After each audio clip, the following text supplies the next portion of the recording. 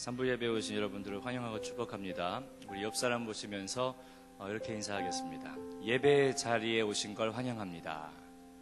예배 자리에 오신 걸 환영합니다. 네.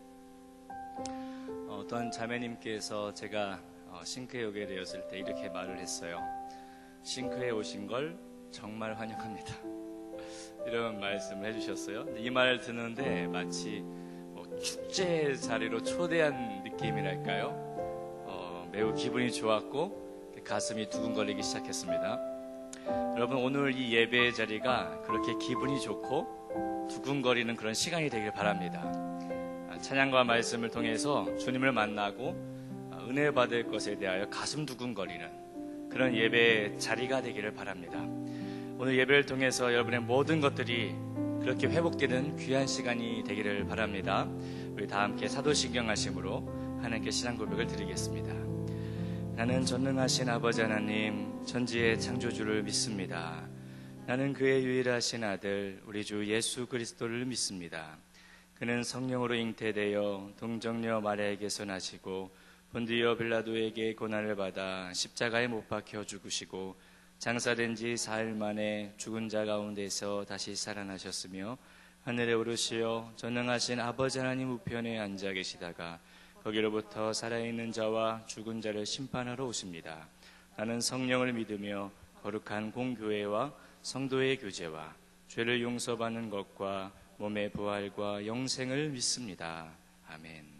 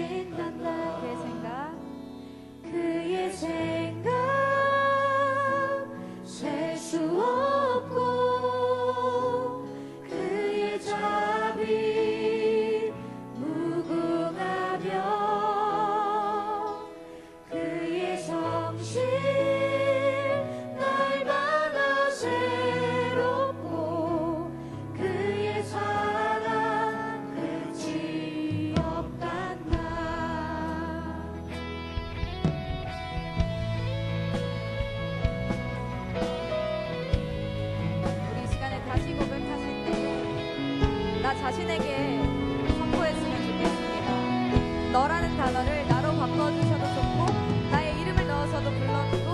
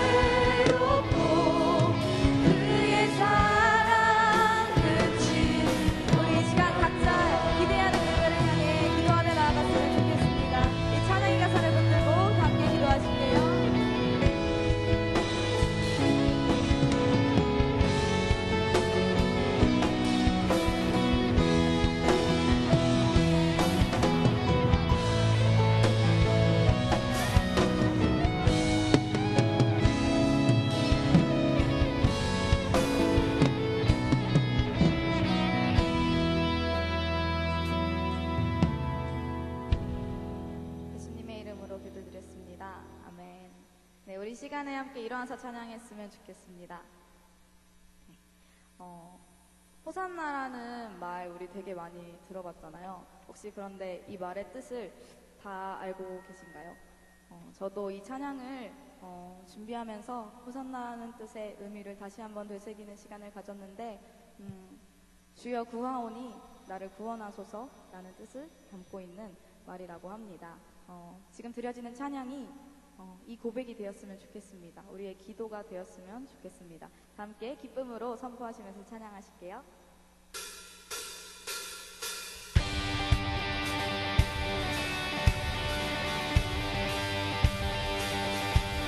찬양 중에 찬양 중에 눈을 들어 주를 보내 소망 중에 소망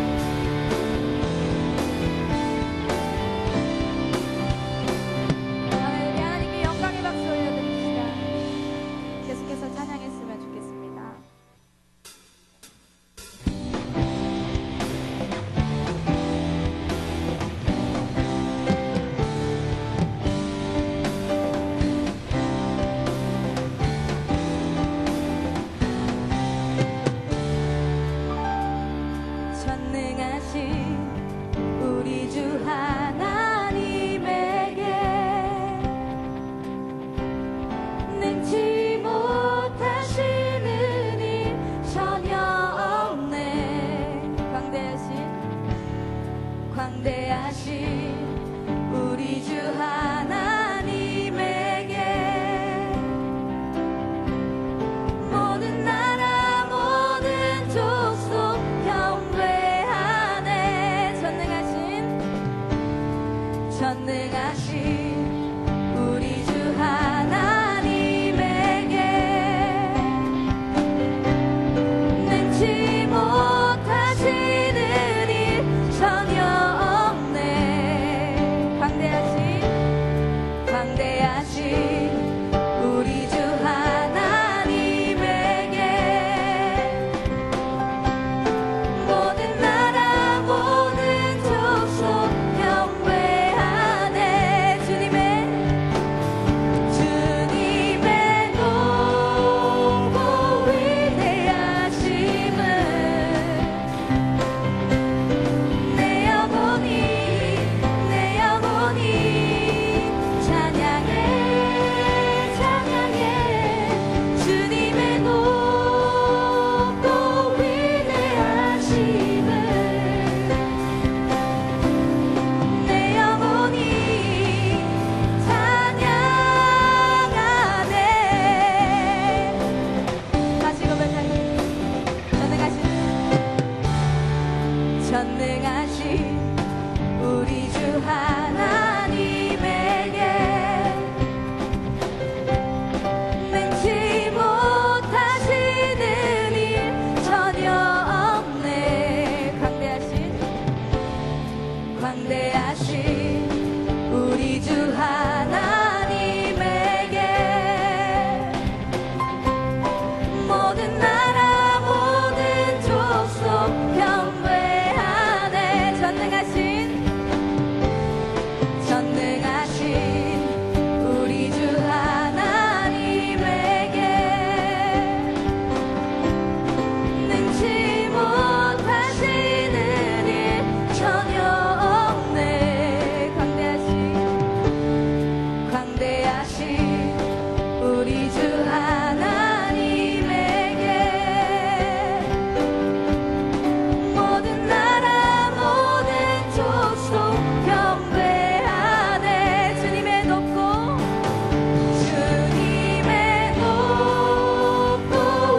위대하심을 내 영혼이 찬양해. 주님의 높고 위대하심을 내 영혼이 찬양하네.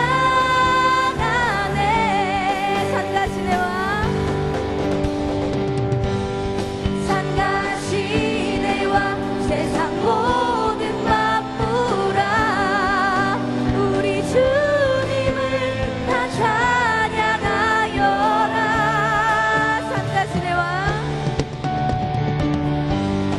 산가시내 와 세상 모든 만물아 우리 주님을 다 찬양하여라.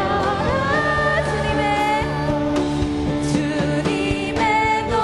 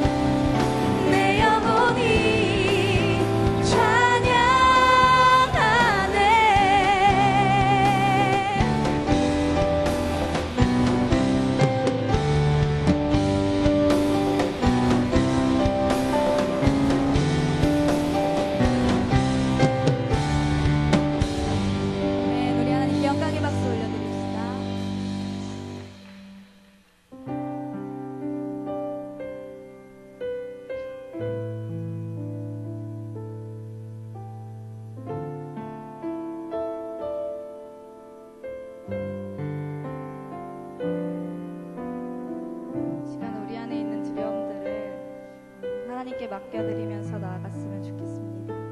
우리가 기도할 때 우리에게 친히 이 시간에 찾아오셔서 응답하실 것을 믿습니다. 아무것도 두려워 말라. 아무것도 두려워 말라. 주 나의 하나님이 지켜주시네. 놀라지 마라. 겁내지 마라.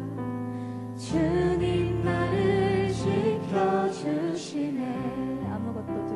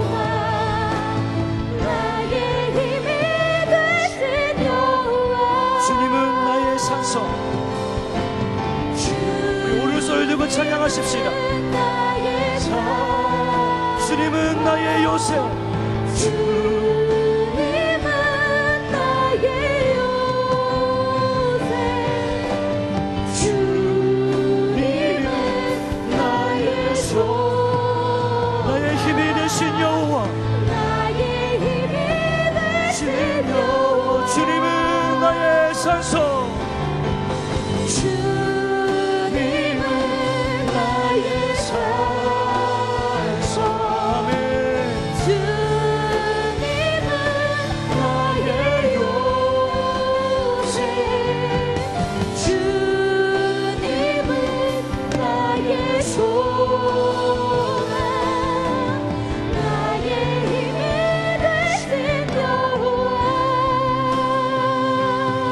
이 시간 밤에 기도할 때에 나의 산성이요 나의 요새이시며 나의 소망이신 주님, 두려움과 문제로부터 나를 지켜주옵소서, 나를 구원하여 주옵소서, 나에게 새 힘을 주시옵소서라고 우리 다 함께 주여 한번 외치고 통성으로 기도하십시다. 주여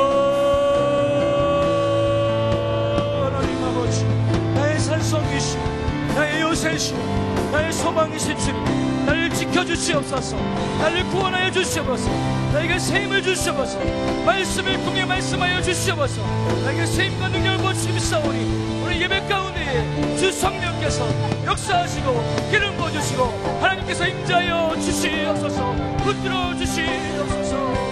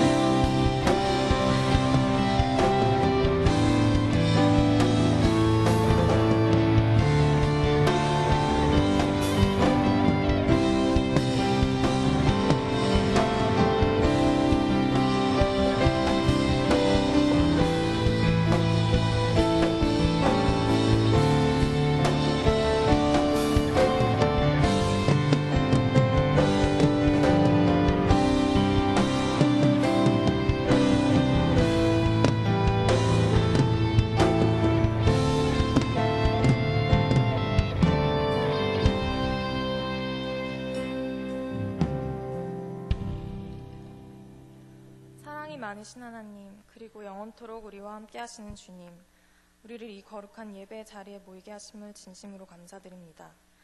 우리로 하여금 영과 진리로 예배를 드리게 하시고 온전히 주님께만 집중하게 해주세요. 일상 가운데 주님의 마음이 아닌 육신의 생각으로 살아왔음을 고백합니다. 세상의 기준과 시선으로 다른 사람들을 바라보고 평가하였습니다. 사소한 염려들로 인하여 하나님으로부터 우리의 관심을 멀어지게 하였음을 반성합니다. 주님을 의지하지 않고 독립하려는 우리의 인간적인 본성을 이겨낼 수 있도록 도와주세요. 오로지 말씀을 듣고 행하는 자가 되게 하여 주시고, 말씀을 통해 주님이 부어주신 복이 삶을 통해 다른 이들에게도 이어지게 해주세요.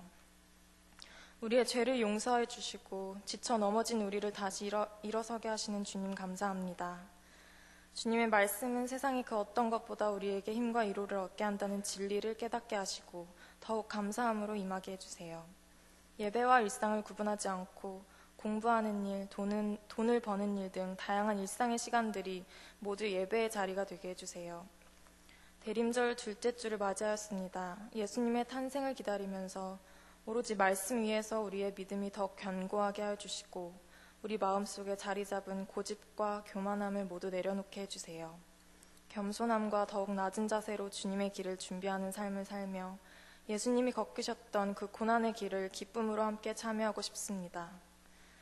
싱크 공동체는 예수 그리스도의 탄생을 맞이하기 위해 성탄 행사를 준비하고 있습니다. 성탄 행사를 통해 관심이 필요한 우리의 평범한 이웃들에게 선물을 전달하고 예수님의 복음을 전하려고 합니다. 준비하는 손길마다 주님의 거룩한 은혜를 부어주시고 단순히 인간적인 마음으로 선행을 베푸는 것에 그치는 것이 아니라 주님의 말씀을 따라 예수님께서 주셨던 그 온전한 사랑을 나누는 시간이 되게 해주세요. 또한 2018년 주님의 사역을 기쁨으로 감당했던 싱크 청년들을 축복하여 주시고 새롭게 세워진 사역자들 또한 한 해 동안 감사함으로 주님의 나라를 이끌어 나갈 수 있도록 거듭나게 해주세요. 앞으로 싱크 공동체와 함께 이 거룩한 예배의 자리를 이끌어 주실 김훈 목사님을 위해 기도합니다. 싱크에 속한 각각의 지체들과 말씀을 통한 영적인 교류로 하나 되게 해주세요. 앞으로 새롭게 변할 싱크 공동체를 기대하고 기도하며 나아갈 수 있도록 우리 모두에게 지혜와 능력을 허락해 주세요. 마지막으로 오늘 말씀을 전해주실 지영훈 목사님을 위해 기도합니다. 목사님의 설교를 통해 전해지는 주님의 말씀에 싱크 공동체가 민감하게 반응하고 순종하게 해주세요. 오직 하나님의 이름만이 드러나는 예배가 되게 해주세요. 우리의 기도를 귀 기울여 들으시고 영원토록 동일하신 하나님께 감사드리며 이 모든 말씀 우리 주 예수 그리스도의 이름으로 기도합니다. 아멘. 주기도문 하시겠습니다. 하늘에 계신 우리 아버지, 아버지의 이름을 거룩하게 하시며 아버지의 나라가 오게 하시며 아버지의 뜻이 하늘에서와 같이 땅에서도 이루어지게 하소서. 오늘 우리에게 일용할 양식을 주시고 우리가 우리에게 잘못한 사람을 용서하여 준 것 같이 우리의 죄를 용서하여 주시고 우리를 시험에 빠지지 않게 하시고 악에서 구하소서. 나라와 권능과 영광이 영원히 아버지의 것입니다. 아멘.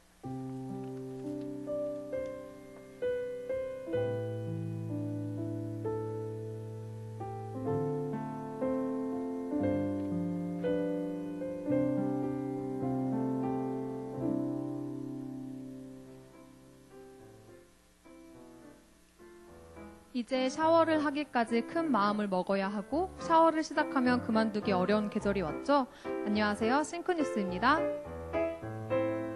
어디로 가지? 뉴싱크스 여러분, 예배당 앞 새가족 등록 부스로 오세요. 함께하면 즐거운 성탄 행사 성탄투게더에 여러분을 초대합니다. 이웃들에게 사랑을 담은 선물을 나눠드리는 싱크 청년부의 성탄 행사입니다. 12월 22일 토요일 오전 10시 1001호에서 만나 포장부터 나눔, 맛있는 음식까지 함께 하실 싱크스는 오늘 리더를 통해 공유되는 구글 신청서를 통해 신청해주세요. 참가비는 이웃들에게 전달하는 선물비로 사용됩니다.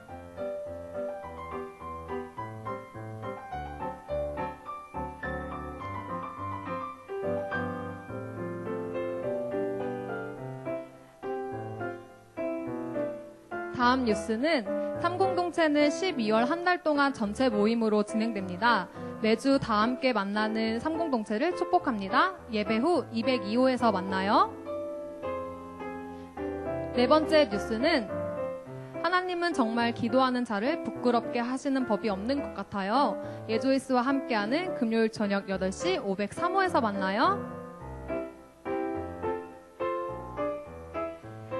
나를 모르는 사람들에게 편견 없이 후하게 사랑하면 내 지역 사회와 많은 사람들을 내 아들에게 인도할 것이다 라는 문장의 책을 봤어요. 이번 성탄투게더에 참여하셔서 후하게 사랑 나눔하실 싱크 청년부를 기대하며 여러분의 싱크뉴스였습니다. 고맙습니다.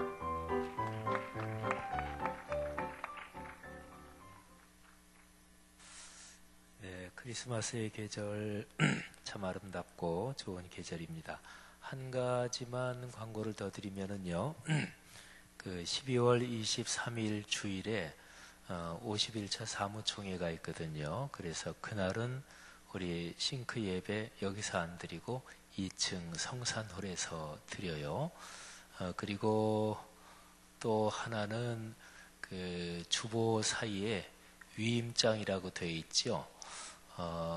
우리 싱크 여러분들도 좀 관심을 가지고 사무총에 참석해 주셨으면 좋겠다. 그게 담임 목사의 바람이에요.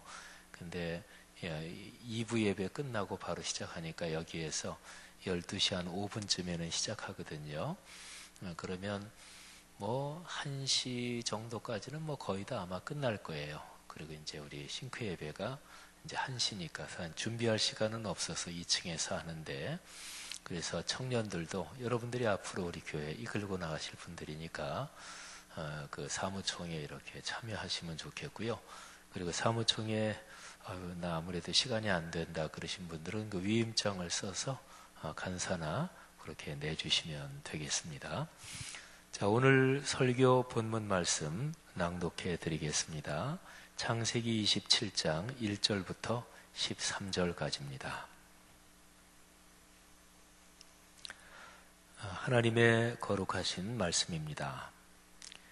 이삭이 나이가 많아 눈이 어두워 잘 보지 못하더니 맏아들 에서를 불러 이르되 내 아들아 하매 그가 이르되 내가 여기 있나이다 하니 이삭이 이르되 내가 이제 늙어 어느 날 죽을는지 알지 못하니 그런즉 네 기구 곧 화살통과 활을 가지고 들에 가서 나를 위하여 사냥하여 내가 즐기는 별미를 만들어 내게로 가져와서 먹게 하여 내가 죽기 전에 내 마음껏 네게 축복하게 하라.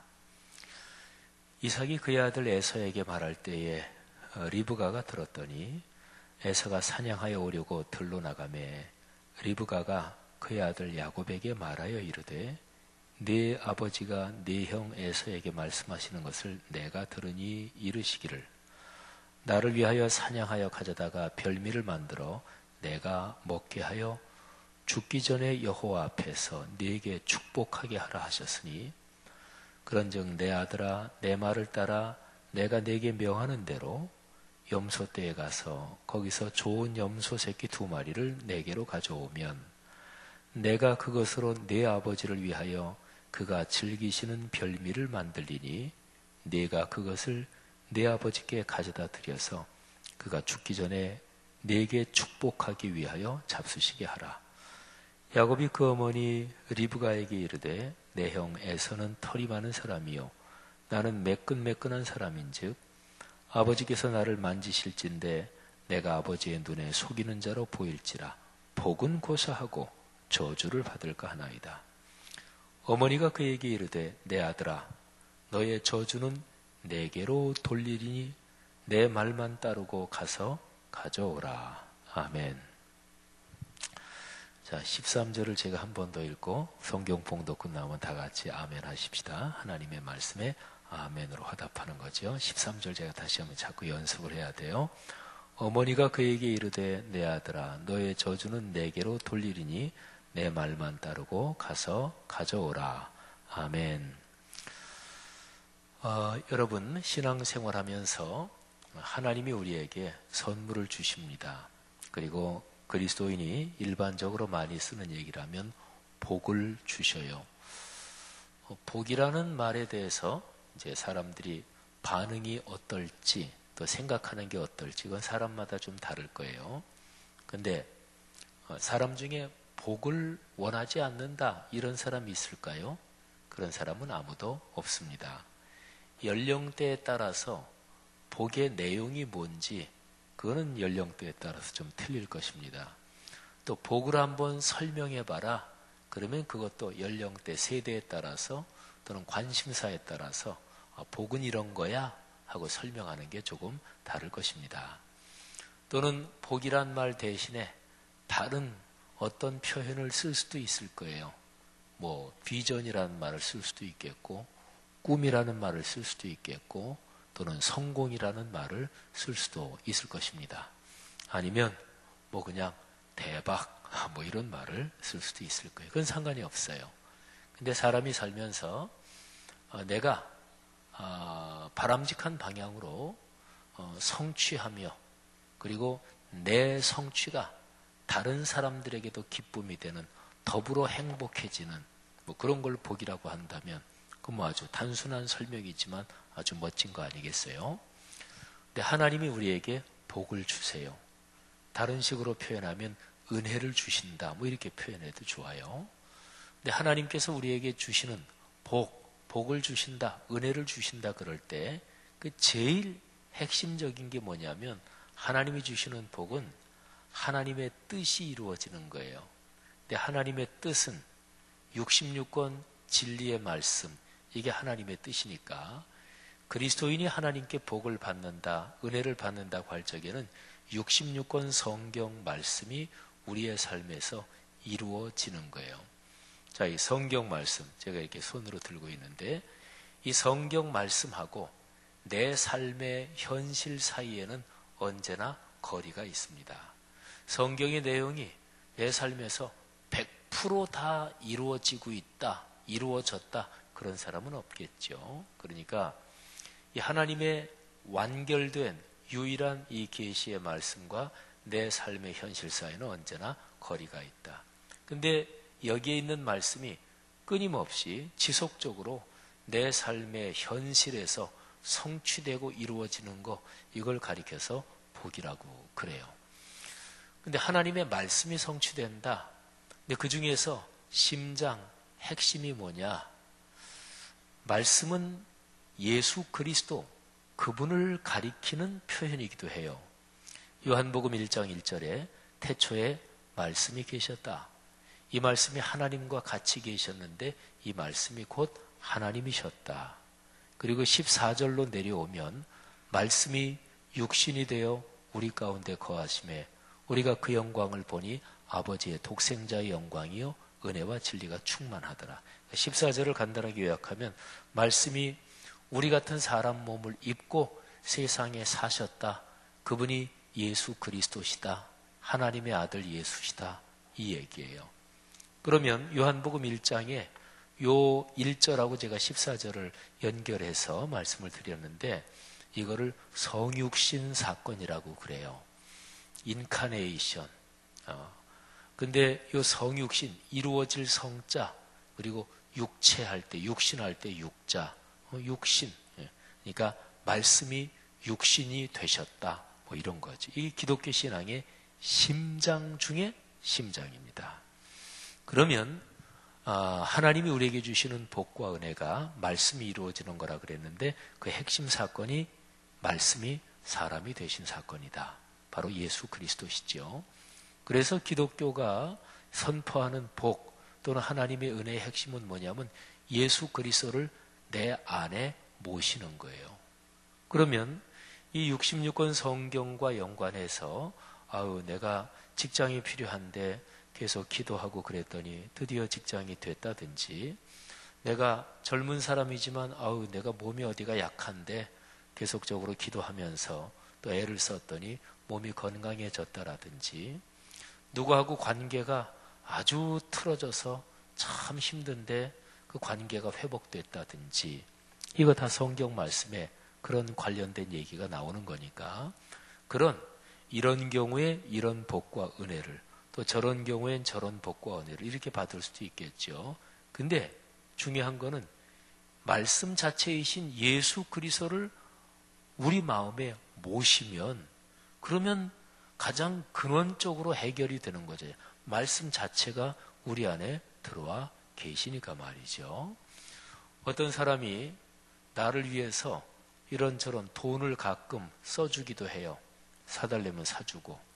근데 제일 좋은 거는 그 사람이 나를 확실하게 신뢰를 하도록, 확실하게 나를 사랑하도록 만들면 그 사람 돈이 다 내 돈이 되는 거예요. 그잖아요. 아니면 더 간단한 방법은 카드 하나만 뺐으면 되긴 되지만 그런 거예요. 예수 그리스도를 내 안에 모신다. 이거는 근원적인 해결이에요. 유대인들에게서 전해져 내려오는 이런 이야기가 있대요. 어떤 집에 이제 주인이 세상을 떠나게 됐습니다. 그 아들은 아주 먼 나라에 가서 거기에서 공부를 하고 있었어요. 근데 이 아버지가 갑자기 이제 세상을 떠나게 됐어요. 아들은 딱 하나예요. 유산을 물려받을 사람이지요. 근데 이 집안에서 오랫동안 종으로 일해온 어떤 나이가 든 종이 있는데 이 사람이 굉장히 능력이 많은 사람이에요. 근데 아버지가 걱정하는 거예요. 유산을 아들한테 물려줘야 되는데 지금 아들은 먼 나라에 있고, 그래서 이 아들한테 물려줄 유산을 아들한테 물려준다 이렇게 유언을 해봤자 이 종이 노련하고 그리고 역량이 있는 이 종이 그걸 분명히 뒤집을 거다. 이거 어떻게 해요? 그래가지고 아버지가 이렇게 했어요. 우리 집안의 모든 재산, 모든 거는 다 우리 집에서 이렇게 오랫동안 일해온 이 종에게 물려준다. 유서를 그렇게 썼어요. 그리고 내 아들에게는 한 가지만 물려준다. 그건 아들이 선택한다. 이렇게 유서를 썼대요. 그리고 아들에게 아들아, 너는 지혜로운 사람이니까 그 한 가지를 잘 선택해라 그랬대요. 그렇게 유서를 딱 쓰니까 그 종이 얼마나 기분 좋아요. 신났죠. 그래서 그 유서를 들고 먼 나라에 가 있는 주인 아들을 찾아갑니다. 이게 만일에 주인이 우리 아들에게 유산을 다 물려준다, 그리고 종에게는 요거 준다 이렇게 했으면 유서를 바꿔버렸겠죠. 근데 종에게 다 물려준다 그랬으니까 얼마나 신났어요. 유서를 들고 아들을 찾아갑니다. 아들이 그 아버지가 남긴 유언장을 보고서 가만히 생각하면서 기도했어요. 아들아, 너는 지혜로운 사람이니까 잘 네가 한 가지를 선택하리라 믿는다. 그래서 아들이 이제 법률 공증인을 불러놓고, 그리고 유서를 앞에 놓고, 그리고 종하고 아들하고 법률 공증인이 보는 앞에서 제가 이제 하나를 선택해야 되는데 제가 하나를 선택하겠습니다. 그리고 나서 저는 우리 집안에서 오랫동안 일해온 이 종을 선택하겠습니다. 그랬대요. 종이 있던 시절에 종은 재산이기도 했으니까, 그러니까 그 종에게 유산 다 물려줬는데 그 종을 자기 소유로 삼으면 그 재산 다 자기 거잖아요. 말하자면 이런 식이에요. 예수 그리스도를 우리 안에 모시면 바로 그것은 말씀이 우리 안에 근원적으로 성취되는 거죠. 그리스도인 여러분들이요, 예수 그리스도를 내 안에 모시고 내가 주님 손 꼭 붙잡고 가는 게 얼마나 근원적인 복인지 분명하게 정리하고 확신하시기를 바랍니다. 여러분, 말씀이 성취되는 사건, 인류 역사에서 가장 큰 사건이 바로 크리스마스의 사건이죠. 이 크리스마스의 사건이 이루어지기 전까지, 그러니까 구약시대부터 2000년 전에 예수께서 오시기 전까지 수많은 역사적인 흐름이 있었겠죠. 근데 예수 그리스도께서 오시는 것은 하나님의 근원적인 뜻이에요. 하나님이 역사의 모든 것을 섭리하시면서 인류 역사의 중심을 흐르는 게 구세주가 오신다. 바로 이것이었습니다. 하나님이 구약에서 많은 예언을 하시지만 직접적으로 예수 그리스도께서 오시는 것을 하나님이 구체적으로 그 계획을, 프로젝트를 가동하신 것은 창세기 12장에서 아브라함을 부르시면서였습니다. 아브라함 그리고 다윗을 거쳐서 예수 그리스도가 태어나시지요. 근데 아브라함부터 쭉 역사가 흐르면서 예수 그리스도한테 이어지기까지 이 흐름이 끊어질 뻔한 위기가 많이 있었어요. 예를 들어서 후손이권 혈통적으로 보면 예수 그리스도는 아브라함의 혈통이거든요. 그리고 아브라함, 이삭, 야곱 이렇게 이어져요. 그리고 야곱에게서 12아들이 태어나서 12지파가 돼요. 12지파 중에서 예수님은 넷째 아들 유다 지파 그 혈통이에요. 거기서 다윗이 있고, 그리고 나중에 예수 그리스도가 태어나는 거예요. 하나님은 전능하신 분이기 때문에 당신이 주권적으로 결정하신 일을 결국은 이루셔요. 그런데 인간 역사학은 상관도 없이 너희 아무래도 해봐라, 내가 그냥 아주 기적적인 방법으로 탁 하겠다. 하나님은 그러시진 않아요.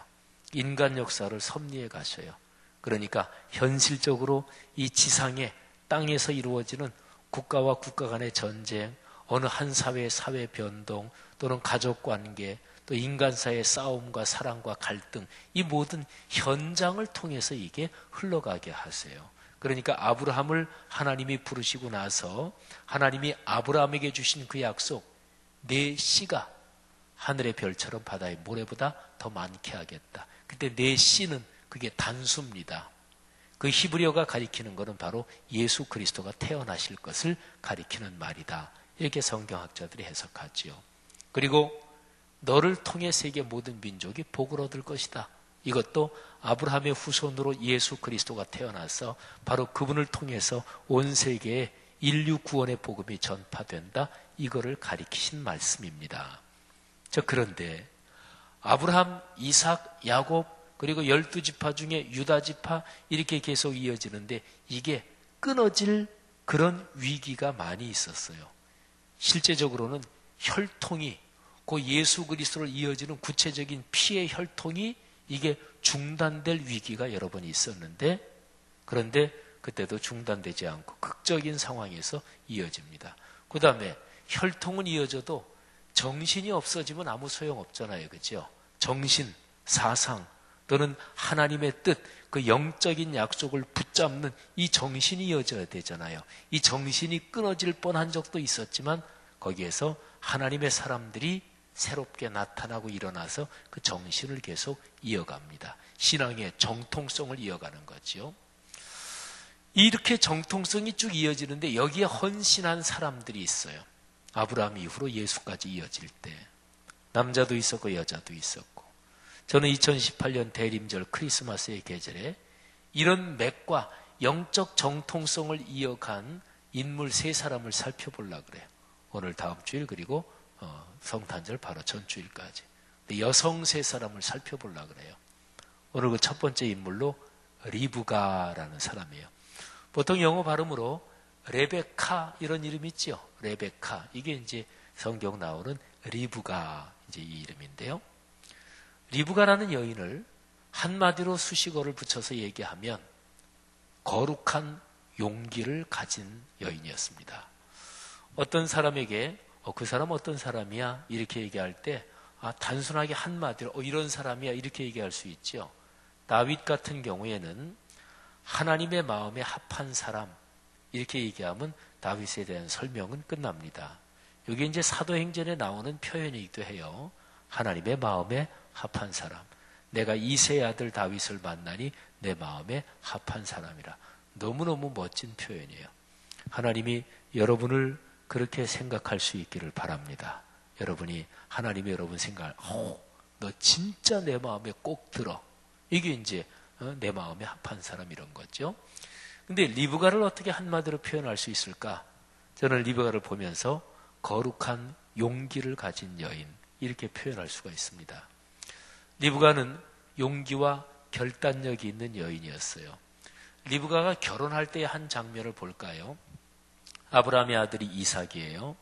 근데 이삭의 신부감을 구하기 위해서 아브라함이 자기 집안에서 오랫동안 일을 했던 나이든 종을 신부감을 구해오라고 보냈어요. 이 종이 저 북쪽 하란으로 갑니다. 근데 그 하란에 아브라함의 동생이 살고 있었어요. 나홀. 나홀의 아들, 고기의 딸, 이 사람이 리브가예요. 뭐 좀 복잡한가요? 하여튼 친척간 된다고 보시면 되죠. 그런데 이 종이 하나님한테 기도해요. 하나님, 내 주인집 아들의 신부감을 찾아야 되는데 어떻게 하나님이 정하신 사람을 찾을 수 있겠습니까?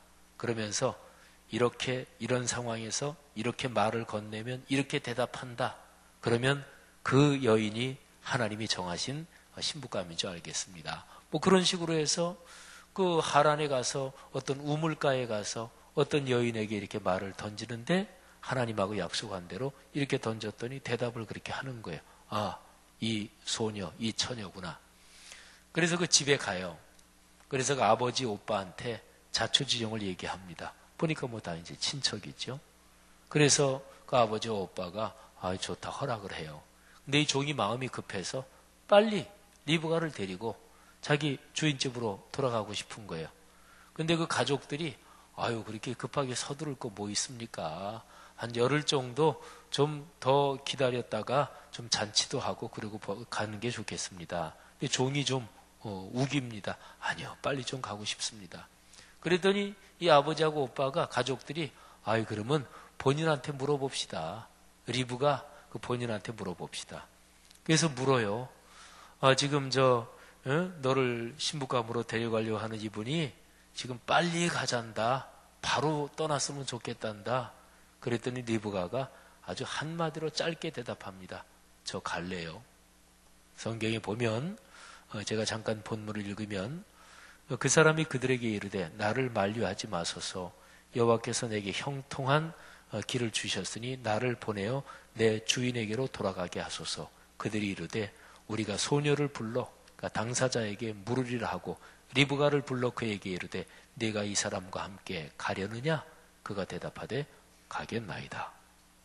그러니까 이 단면을 보면 리브가는 확실하게 결단하면 그거를 실행으로 꽉 옮기는 용기가 있는 여인이었습니다. 자, 이삭하고 결혼했어요. 근데 아이를 가졌어요. 근데 쌍둥이였습니다. 바로 저 유명한 태어나리 이제 큰 아이가 에서, 작은 아이가 야곱이죠. 쌍둥이니까 이제 같이 나왔는데 잠깐 잠깐 사이로 먼저 나오고 그 다음에 또 나온 거죠. 근데 쌍둥이 아이를 임신하고 있을 때 태중에서부터 싸웠어요. 태중에서 막 싸우는 게 막 명백하게 느껴지는 거예요. 그래서 이삭, 리브가 이 내외가 하나님한테 기도했어요. 하나님, 이게 쌍둥이를 임신했는데 지금 뱃속에서부터 둘이 싸우네요. 이게 어쩐 일입니까? 어쩌면 좋습니까? 그때에 하나님께서 이렇게 말씀하십니다. 창세기 25장에 나오는 말씀인데요. 잘 들어보세요. 하나님이 그에게 이르시되, 그러니까 이삭하고 리브가에게 말씀해 주시는 거예요. 두 국민이 내 태중에 있구나. 두 민족이 내 복중에서부터 나누이리라. 이 족속이 저 족속보다 강하겠고 큰 자가 어린 자를 섬길 것이다. 자, 이게 하나님의 말씀이에요. 근데 제가 읽어드린 이 창세기 25장의 이 구절은 우리 기독교 역사에서 신학적으로 성경 해석에서 무지무지하게 얘기가 많은 구절이에요. 그래서 뱃속에 있는 아이가 생각해 보세요. 뱃속에 있는 쌍둥이인데 그 중에 하나가 무슨 잘못한 게 있을까요? 뱃속에 있는데 뭘 잘못한 게 있겠어요. 근데 태중에 있을 때부터 하나님께서 하나를 더 큰 애, 작은 애, 태어날 것도 됐는데 근데 큰 자가 작은 자를 오히려 섬길 것이다. 그리고 하나는 존귀하게 되고 하나는 좀 그렇지 못하다. 하나님이 미리 정하셨다는 거예요. 하여튼 요거를 어떻게 해석할 건지 그건 오늘 제 설교의 주제가 아니에요. 리브가가 쌍둥이를 임신하고 있을 때 그때 하나님이 말씀을 주셨다. 요 사실이 중요해요. 자, 태어났어요. 큰애는 에서. 이게 나중 난 거 이제 구분하면서 뒤에 나오는 놈은 야곱. 근데 이 쌍둥이가 먼저 나가려고 길을 쓰면서 에서가 먼저 나왔는데 작은 녀석이 먼저 나가는 녀석 발목을 붙잡고 나왔어요. 그래서 야곱이란 이름이 발목을 붙잡는다. 이런 뜻으로도 해석이 될 수가 있어요. 그건 다른 말로 사기꾼이다. 이렇게도 해석될 수도 있는 구절이라고 그랬죠. 어쨌든 그렇게 태어났어요. 같은 배에서 태어난 자녀들도 서로가 많이 다르지요. 여기 한번 여러분들 형제간들 뭐 오빠 동생이 있든지 누나 동생이 있든지 아니면 한 형제간이 세입되든지 생각해 보면 다들 다르죠. 저도 아이가 셋인데 저희 아이들도 어쩌면 그렇게 다를까? 아주 많이 달라요. 근데 에서와 야곱은 진짜 너무나 달랐어요. 에서는 남성적이고 용감하고 세상적으로 능력이 많고 그리고 이렇게 털이 많고 그리고 활을 잘 쐈어요. 활은 고대에 신이 주신 무기, 신의 무기라고 생각했어요. 활을 잘 쏘는 거는 영웅들이 거의 다 그러했어요. 에서는 말하자면 그런 사람이었어요. 세상적으로 역량이 뛰어난 사람이었어요. 야곱은 이런 성격하고는 약간 반대예요. 마마보이, 꼭 그렇다는 건 아니지만 하여튼 엄마 치마 푹 붙잡고 잘 다니고 하여튼 약간 에서에 비하면 이렇게 반대였어요. 그런데 이제 둘의 차이에서 결정적인 것은 에서는 영적인 신앙적인 일에 별로 관심이 없었어요. 야곱은 내가 형으로 태어나야 되는 건데 왜? 그 당시에 고대 이스라엘 사회에서 하나님의 축복의 정통성, 축복의 법통, 그 계승권이 장자에게로 쭉 이어지는 거거든요. 그러니까 야곱은 그게 너무너무 아쉽고 그런 거예요. 내가 마지로 태어났으면 하나님의 영적인 정통성, 그 축복의 흐름, 그걸 내가 쥐고 가야 되는데 이게 늘 불만이었고 아쉬웠어요. 그러니까 야곱은 영적인 신앙적인 하나님의 축복에 대해서 강한 열망과 그리고 갈망이 있었던 사람이에요. 에서는 그런 거 별로 상관없었어요. 그런 걸 잘 보여주는 사건이 하나 있었죠. 에서가 들에 나가서 사냥을 하고 집에 돌아옵니다. 너무너무 배가 고팠어요. 근데 보니까 동생 야곱이 팥죽을 끓이고 있었어요. 야, 야곱아, 팥죽 한 그릇 좀 먹자. 그러니까 야곱이 형, 공짜로 줄 수는 없지. 형 장자 아니야?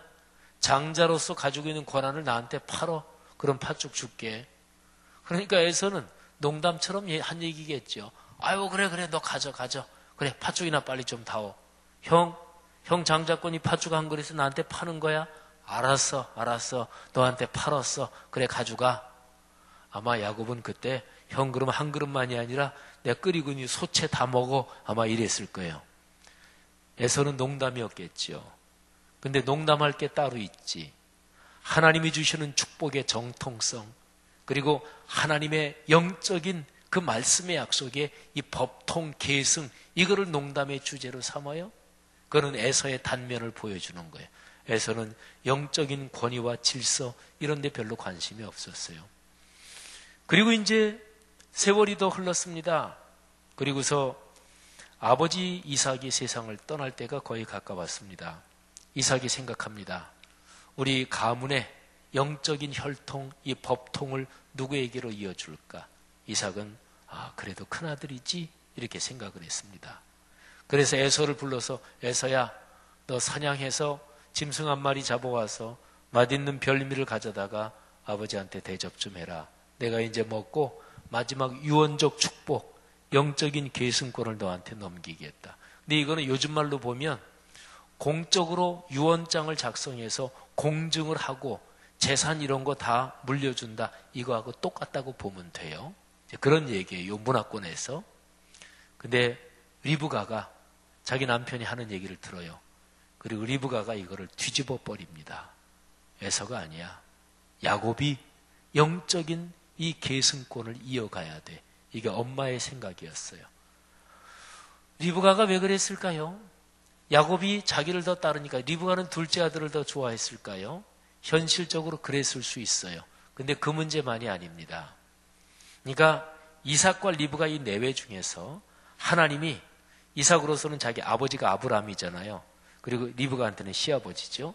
아브라함에게 하나님이 주신 말씀의 약속, 이게 얼마나 중요한지 이삭은 사실은 그렇게 깊이 인식을 못했다고 볼 수 있고 리브가는 그거를 정확하게 이해하고 있었습니다.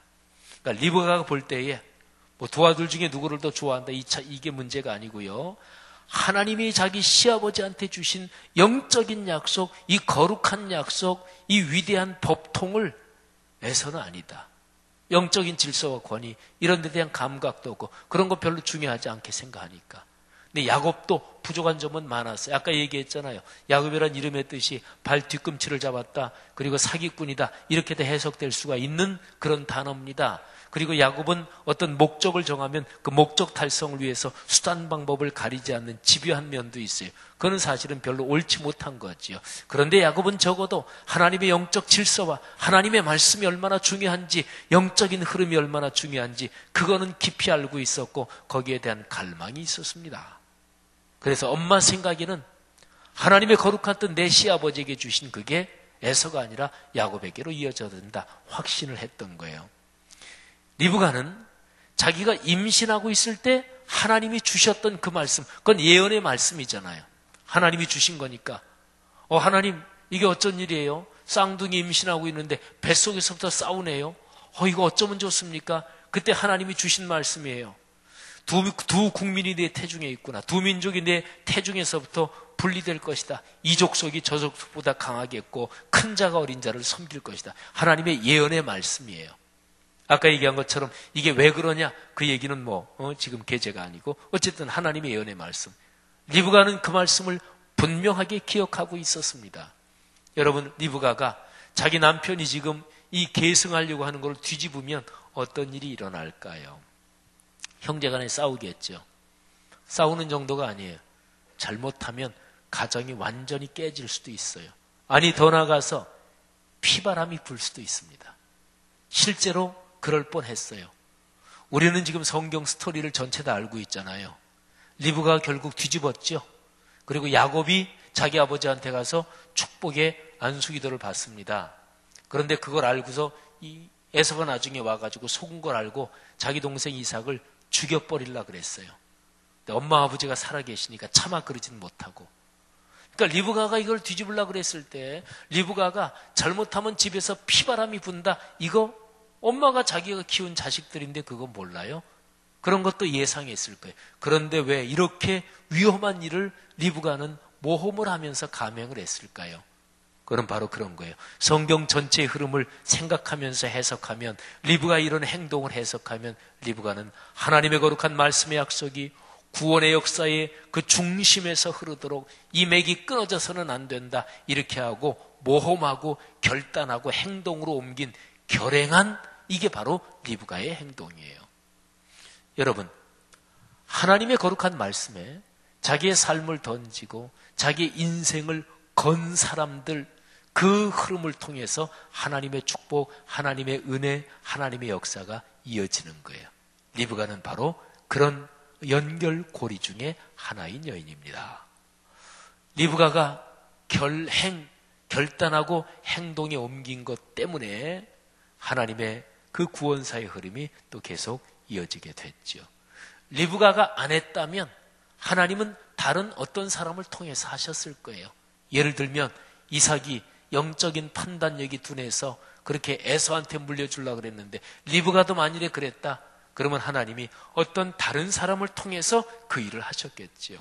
리브가는 자기의 삶의 상황에서 하나님의 역사에 대한 그런 깨달음이 있고 판단이 들었을 때 자기가 그걸 꽉 쥐고 결행을 했습니다. 여러분, 사람의 삶은 내 인생 내가 살아가는 거죠. 근데 내 인생이 나에게만 이게 결과가 오는 게 아니에요.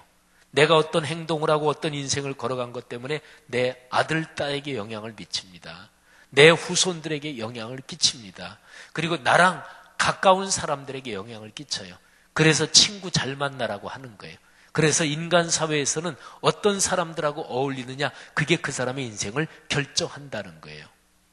여러분, 한번 자신에게 질문을 던져보세요. 나는 인생을 살아오면서 하나님의 거룩한 말씀의 약속에 내가 용기를 가지고 거기에 내 삶을 던지면서 살아왔는지 한번 생각해 보세요. 사람마다 크고 작은 경험들이 다 있을 거예요. 아주 그냥 비근한, 그냥 작은 예를 들면 내가 오늘 주일에 교회 가야 되는데 어떤 굉장히 중요한 약속이 생겼어. 그런데 어떻게 할까 하다가 아니야, 주일을 성수해야지. 예배 시간은 하나님하고 만나는 약속인데 그리고 교회로 왔어요. 이거 뭐 일례지만 이것도 마찬가지예요. 시간은 언제나 선택적으로 사용하는 거잖아요. 내가 내 시간을 어디에 사용하느냐, 그건 자기가 선택의 문제고 그 선택하는 행동에서 그 사람이 가진 가치관이 드러나는 거예요.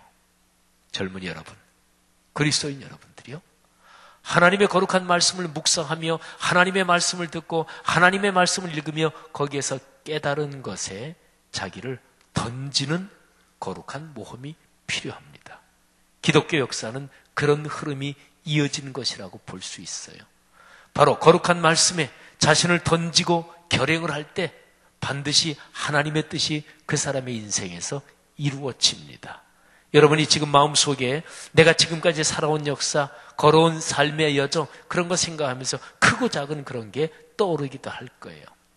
여러분, 대림절, 크리스마스의 계절은 바로 그런 사람들이 과거에 있었기 때문에 예수 그리스도의 거룩한 탄생이 이어진 거예요. 2018년 올해 대림절 이 크리스마스의 계절에 하나님의 거룩한 말씀에 내 삶을 걸고 그리고 내가 거룩한 용기를 가지고 행동하고 실천하는 이런 결단이 우리에게 다시 한번 강해지기를 바랍니다. 여러분의 삶에 그래서 하나님이 주시는 구체적인 은혜와 복이 작동하고 역사하는 것을 이 12월에 체험하고 또 오랫동안 기도해온 제목들이 있으시지요. 지금 기도하고 있는 제목들이 있지요. 그 제목들이 응답받기를 주님의 이름으로 축복합니다. 기도합시다. 이 시간에 들은 말씀을 가슴에 끌어안고 하나님 앞에 각자가 기도합시다. 하나님, 리브가를 묵상했습니다. 리브가라는 여인이 가진 거룩한 용기, 결단하고 행동하는 결행의 그 헌신을 묵상했습니다. 하나님, 내 인생 그렇게 되기를 원합니다. 제게 신앙의 용기를 주시고 또 결행하기 위해서는 하나님 말씀을 깨닫는 게 필요한데 하나님 말씀의 깨달음을 주옵소서. 특히 우리 싱크 공동체, 우리 교회가 말씀 삼 공동체잖아요. 모든 교회들이 다 그렇겠지만 특별히 말씀 삼 공동체 성락 성결교회는 말씀에 자신을 헌신하고 그리고 거룩한 용기로 결행하는 그런 사람들이 주역이 돼서 이끌어가는 교회입니다. 젊은이 여러분들 가운데 그런 인물들이 많이 일어나기를 간절히 원합니다. 하나님이 그런 젊은이들을 쓰시고 역사와 사회 변동도 이끌어갈 수 있기를 간절히 바랍니다. 다 같이 주님 앞에 간절히 통성으로 기도하겠습니다. 하나님 아버지 은혜를 진심으로 감사합니다. 이 시간에 리브가를 묵상하면서 우리 자신을 돌아봅니다. 하나님 귀한 젊은이들을 축복해 주옵소서. 이 귀한 사람 한 사람 한 사람에게 지금 마음의 결단을 축복하시며 성령으로 안수하시기를 주님이여 간절히 바라옵소서. 나갈 수 있도록 주여 붙잡아 주시옵소서. 하나님의 말씀에 내 삶을 던집니다. 주의 인생을 주여 붙잡아 주시옵소서. 들은 말씀 붙잡고 이번 한 주의 삶도 하나님의 은혜와 하나님의 성령의 충만한 가운데 걸어갈 수 있게 도와주시며 그럴 때 살아계신 주님을 만나는 은혜와 체험이 있을 수 있도록 주여 붙잡아 주시옵소서. 말씀이 내 삶의 길을 인도할 줄 믿습니다. 주여 붙잡아 주시옵소서. 주님께서 내 머리가 되어주셔서 나의 삶의 길을 인도하여 주시고 하나님의 은혜와 능력이 충만할 수 있도록 아버지께서 붙잡아 주실 것을 소원합니다. 하나님 우리 앞길을 인도하여 주시옵소서. 말씀으로 충만하게 하여 주시옵소서. 하나님의 말씀에 내 삶을 던지게 하여 주시옵소서. 내 삶을 인도하여 주시옵소서. 내 삶이 주님 안에서 은혜가 넘치게 하여 주시옵소서. 예수님의 이름으로 기도하였습니다. 아멘. 이 시간 드리신 예물을 하나님께 찬양을 통해 우리 봉헌하도록 하겠습니다.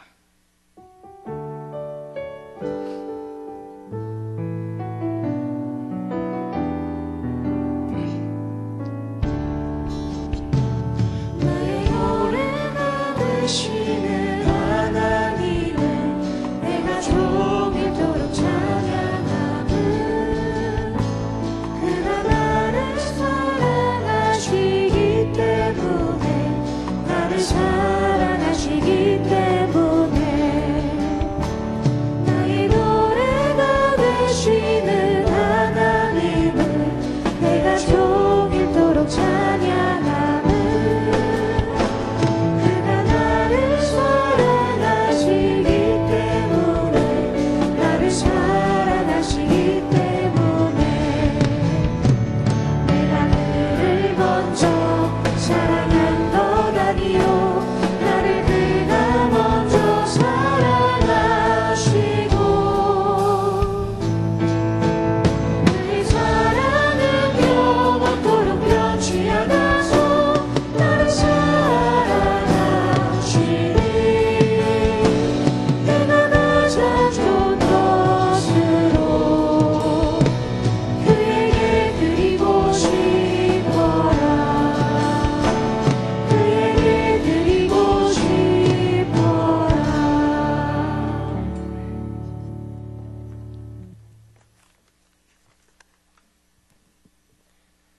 기도하겠습니다. 사랑이 많으신 하나님 아버지, 은혜로운 예배를 우리에게 허락해 주셔서 감사합니다. 오늘 주신 말씀처럼 말씀 속에 삶을 던지는 결단하게 하시고 삶 속에서 그 말씀이 성취되는 놀라운 경험을 할 수 있도록 인도하여 주시옵소서. 우리가 준비한 예물을 주님께 올려드립니다. 이 예물이 온전히 주님이 원하시는 곳에 사용되어지기를 소망합니다. 예수님의 이름으로 기도드립니다. 아멘. 우리 함께 일어나셔서 찬양하고 제가 축도하고 예배 마치도록 하겠습니다.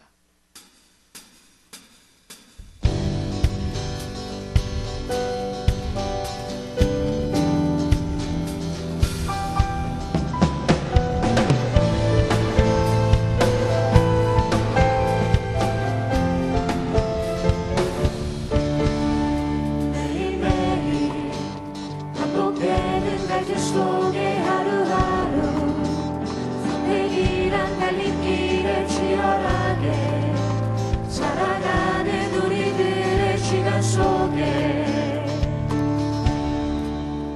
매일같이 사랑이란 이름으로 하루 종일 동행하며 영원으로 이끄시는 진실하신 아름다운 노래하리.